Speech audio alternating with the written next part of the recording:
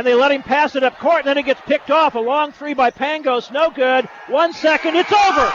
It is over, and Wichita State has beaten the number one team in the nation to go to the Sweet 16. Go crazy, Wichita. I know you are. Hello, welcome to a special edition of the Roundhouse podcast with Paul Solentrop of Wichita State University Strategic Communication. Thank you for listening. That voice you heard, of course, was Mike Kennedy with the play-by-play call on the final seconds of Wichita State's 2013 NCAA tournament win over Gonzaga.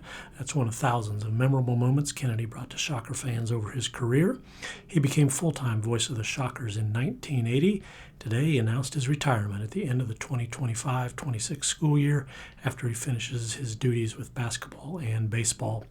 Mike Kennedy grew up in Wichita as a fan of the Shockers. He graduated from Southeast High School and attended Wichita State from 1966 to 71, where he got his start calling football and basketball games on KMUW. His career also includes TV sports, Wichita Arrows minor league baseball, golf, and much more. Kennedy has been on the microphone for WSU's College World Series trips, including the national title in 1989, all of basketball's highlights over the past 4+ decades, including the MTXE era of the 1980s, the 2006 Sweet 16, the 2013 Final Four, and many more. He chronicled volleyball's rise to prominence under Coach Chris Lamb. Mike graciously gave us a few minutes to discuss his decision to retire. Thank you for listening, and here's Mike Kennedy. Congratulations on the decision. This will be a big one for Shocker fans to hear. Take us through the decision. Why retire at the end of the year? It's something that just a couple of years ago I didn't even really want to consider. Didn't think it's something I'd even think about. And then, I don't know, through the course of last year, the thought started to enter my mind that it was something to think about and consider. I guess the best way to describe it, I've had several friends who have retired who said, you'll just know. Sometime it just comes to you. You just know it's time to do it. And that's kind of how it feels. No one thing in particular. If there's one thing at the top of the list that was one of the main considerations is, doing what I do, all the games you do, travel and so forth, it costs you some time with family. And I'm really looking forward to having more time to spend with my family. I've got 2 granddaughters that are Division I athletes that I'm looking forward to have a chance to go see more. So certainly that's part of it. But more than anything else, I guess, it just seems like the right time. What kept you at it for so long? What did you enjoy about being the voice of the various Wichita State athletic teams? I've always loved what I do. I mean, I truly do. I look forward every morning to getting up and doing the preparation for upcoming games and so forth. I've just always loved sports, and I've always loved doing this. Since you asked that, I've thought of this over time. If I could have done anything I wanted in the world, I would have been the center fielder for the Dodgers. My biggest hero when I was growing up was Duke Snider. That would have been my first choice. But I came to the realization when I started doing this that what I do, I think, is the next best thing to actually being a participant in the event, because you're right there in the middle of it. All the sights and sounds are all around you. You feel the ebb and flow of emotions and drama and get to describe all that. So it's always been fun. That's really been what's kept me going. I think one of the great things about radio and being a radio voice is the connection with fans, because quite often you are taking them to a place that they can't go on their own. I've sat next to you or by you on press row for many, many years now, and it's always interesting the number of fans who will come down and just want to say hello, and they feel like maybe a member of the family is a little strong, but they feel something along those lines because you've been describing the Shockers to them for so long. What have you enjoyed about that connection with the listening audience? Well, it's very rewarding, because that's ultimately, it tells you if you're doing a good job or not, if people want to listen. And over the years, people have been very kind, very supportive. That's meant a lot. And I have enjoyed getting to know people. And that face-to-face contact, to come down and say, you don't know me, but I've listened to you for years, that means a lot. And I'll never forget the first time I was doing a baseball game at KU, and a young man came up to the press box afterward, looked like certainly a college-age student, And he said, "Hi, I'm going to school here, but I'm from Wichita, and I've listened to you since I was a little kid." And that really hit home that I'd been doing it long enough that somebody that age would have been a little kid when it started, and now it's several generations, and that's very meaningful to me. How has the job changed over the years? Well, the one positive I think has been the proliferation of the internet, both in terms of ability to acquire information and really not have to rely on other people to provide data and stats and whatever. And then going out on the internet the way we send it out now, it's a better quality signal. It reaches more people. Now, we never were able to put together a big Wichita statewide network, and now Shocker fans wherever they are can listen. So that's been a positive change. Other than that, as far as how you execute what you do, it's always been kind of the same over all the years. Bradshaw into Wingate. Wingate's going to dribble it a couple of times and throws it in the hands of Kuznard. Threw it away. Kuznard to Ryan Martin for the dunk! The Shockers are going to the Sweet 16! It's all over. The Shockers up 7. 3 seconds. 2. Jumper by Smith is no good. Wichita State to the Sweet 16! Did you ever have a job offer anywhere else that enticed you? A little bit. Had an offer to at least apply for a major league job, and a couple of Power 4 level schools made contact, but I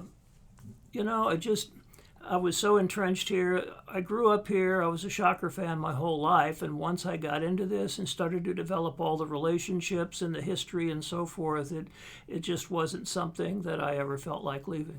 You are part of a generation. You spent most of your career covering Missouri Valley Conference games, and there's a lot of longtime radio voices in that conference as well. Mike Reese at Southern Illinois, Dave Snell at Bradley, Art Haynes at Missouri State, and Dick Ludke at Illinois State. What was special about being part of that group of longtime veteran announcers and doing radio during that career, that point? One of the things that makes this job fun is to develop those relationships, and you go into somewhere for a game or they come here for a game, and you get together and kind of trade notes and what's your team doing, what's happening with your team, that kind of thing, and then just getting together at conference tournaments and those types of things, and even coming into the American, where certainly it was all new, made a lot of great relationships and connections with the broadcasters in this league. So that's part of what has made the whole thing fun, is having a chance to connect with people with like interests and all that sort of thing, and just be part of that fraternity, I guess. I'm kind of doing this on the fly. Tell people a little about your early career, because you graduated from Wichita State and then left Wichita for a brief period, right, before coming back. Update us on that. Well, first of all, I was a vocal music major at Wichita State, but had reached a point where, with all respect, and I have a lot for teachers, I just didn't think that's something that I wanted to do. And this broadcasting thing had been in the back of my mind forever. And I had an instructor who was kind of a friend, because I had gone to high school with his son. I'd known him for a while. And I was in his office one day and just said something about, I don't really want to teach. And he said, "What do you want to do?" And I told him my idea. And he said, "The only way you're ever going to find out is to go try it," which, of course, is the most simple advice there is. But I went over to the campus radio station. And back then there was an opportunity to do a lot on the air. They didn't have a real strong signal. So I did a lot of games, sportscasts, all kinds of things for about a year and a half, and then started sending out tapes. And I got a job in Chanute off a Wichita State football tape. The owner of the station had been at a KAB meeting in Wichita, and they'd all gone to the football game, and that was the plane crash year of the second season.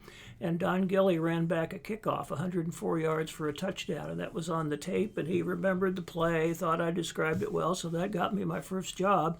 I was there for about 2 years, and then Pittsburgh for about 2.5. And then the opportunity came to come back to Wichita. I was looking for a minor league baseball job, and I got a chance with the Wichita Arrows to work for them and do their games in 1976.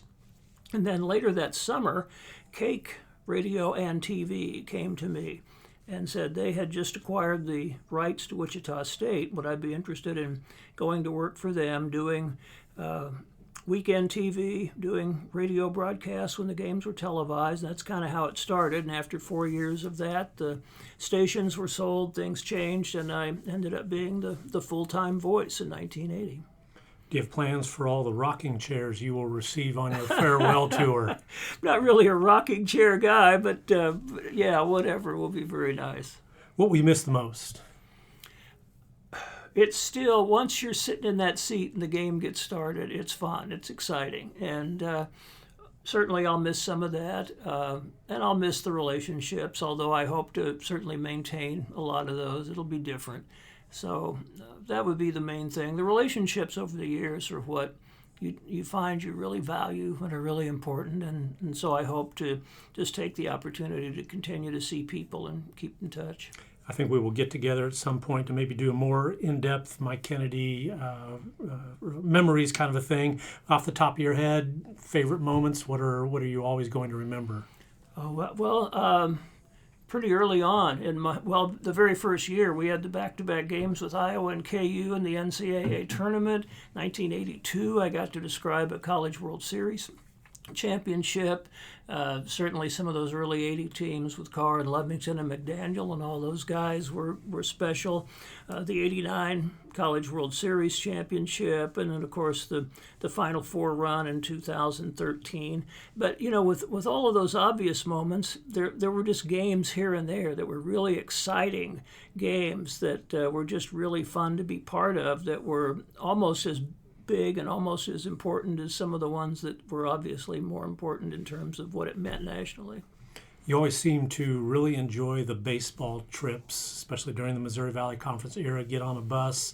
There would be the legendary card games. I don't know if you played in those or not. I did. Gene and JT and Brent and the players. There was a lot of good camaraderie. What was it like being a part of Shocker baseball during those times? Both doing that and then doing volleyball on the radio when I first started. There were a lot of those bus trips in the Missouri Valley Conference. And the best part of that was it was a bonding experience. I mean, you really formed a lot of relationships. Casey Blake was my spades partner for a while, and then Matt Patrick, and all of those things lead to developing relationships that are there forever. And so that was, and riding the bus wasn't the most comfortable thing in the world. But on the other hand, by the time you fly somewhere and make a couple of connections and wait around in airports, you're just as comfortable getting there on the bus. And so those are great memories. The bus trips are something that I'll always remember fondly. Commercial air travel would drive me out of the job. I totally get that. Picking up volleyball at a somewhat late stage of your career, that would have been, 2005 when you started doing volleyball. That can't be an easy sport to broadcast. What was it like picking up that sport? And I think you also enjoyed that immensely. First of all, Jim Schaus was the athletic director at the time. Ted Woodward had gone up to Lincoln the year before and broadcast their 2 matches in the NCAA tournament. Jim had asked if the radio station would do that, and Ted had done PA and kind of knew volleyball, and I was doing basketball.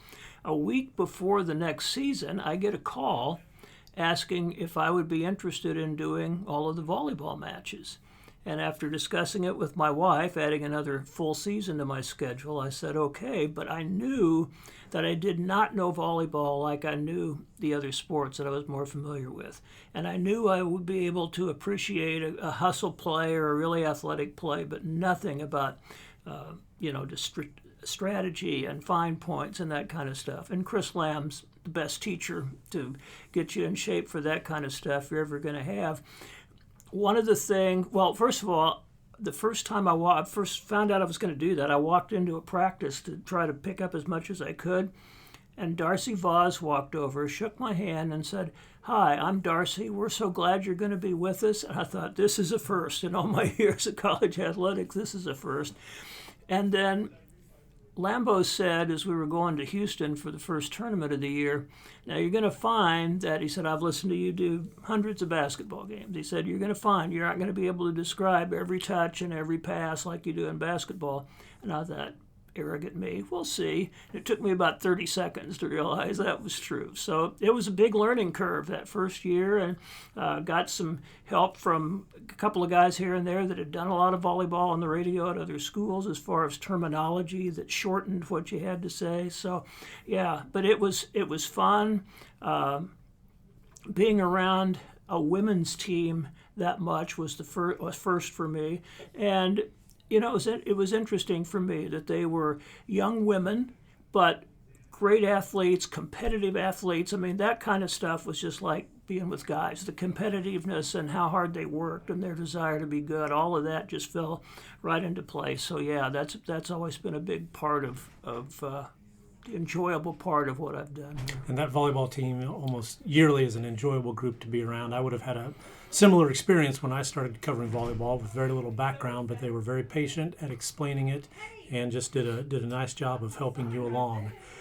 Favorite gym to broadcast from? I really hope it's Robertson Fieldhouse in Peoria, but now I'm wondering, did you ever do a game from there? Oh, several. Okay, so they moved to the Carver Arena at some point in the 80s. I wasn't quite sure when. 83, they moved to Carver. Okay, so you did some games at Robertson. Describe Robertson for the people who don't know. Well, it was originally built, I think, during or right after World War II, and they took a couple of World War II airplane hangars and put them together. And from the outside, you would have thought that the court ran what was the long way in the building, but instead it ran across. So it was short from one end to the other. There were just a few bleacher seats at the end of the court each way. The floor was an elevated floor. The team sat in chairs that were actually below the floor. But it was loud. It got so loud in there, and it was a great environment. It was a hard environment to work from. They put us usually right next to the band, so you had the loud crowd and you had the band right next to you, and it was deafening. But it was a really fun place to do a game from. And over the years, I really enjoyed the opportunity. The first time we played at Madison Square Garden back in 81, 82, that's just such an iconic place. And so there have been a few of those. But yeah, Robertson would certainly be right up there with the best places I've been to. Yeah, quite a place, definitely. Is there a travel spot, vacations, or somewhere where you're going once you retire? Haven't really planned anything yet. I'm sure we'll sit down and kind of come up with a bucket list of places that we'd like to go, because there are some places here in the United States that we would like to go. So yeah, that will be a fun part of the future. Advice to youngsters in the radio or media business. Oh wow, things have changed a lot. I mean, one thing I've noticed on TV, there's a certain style to it, a lot of use of slang and things like that. And that's okay. I mean, it's whatever is popular at the time, what the audience wants. But I would say, learn your sport. Get as knowledgeable as you possibly can. I never played football at any organized level, so my first job in Chanute, I spent a lot of time with the coaching staff in film sessions and stuff, learning what they watched for and how they prepared, and really learning the game at a different level than I knew it. I mean, I think anybody that really wants to be good has to have that kind of dedication to learning what it is they're doing and the background on the people that are involved if you really want to be good at it. Mike, thank you so much. I appreciate you giving me a few minutes on the day of this important announcement. We will get back together to dig more into some memories and some times with the Shockers. Thank you very much. I look forward to it. Thank you.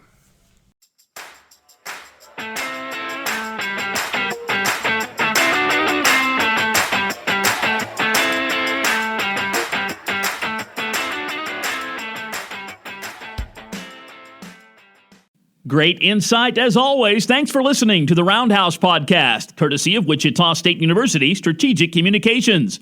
We encourage you to rate, review, and subscribe wherever you get your podcasts. You can always find more Roundhouse content at GoShockers.com. Down to a 3-2 pitch with 2 men on, 2 outs in the ninth. The stretch by Tyler Green. Here it comes. Struck him out! A no-hitter for Tyler Green!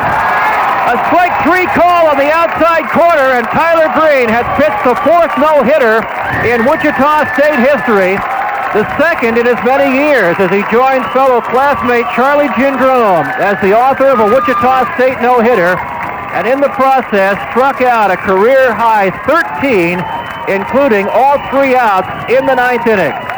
Tyler Green completes a no-hitter, and Wichita State defeats New Mexico 12-0.